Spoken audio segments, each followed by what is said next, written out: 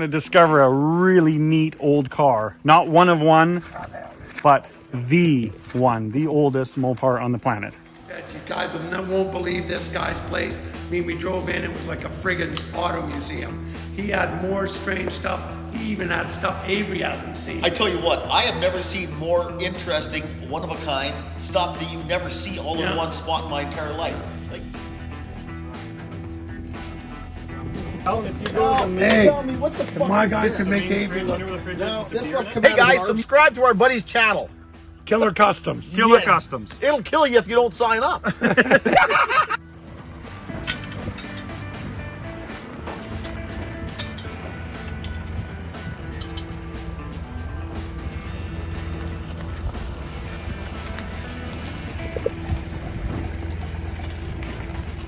This is the best hood ornament so far. You gotta have a quacker on your hood.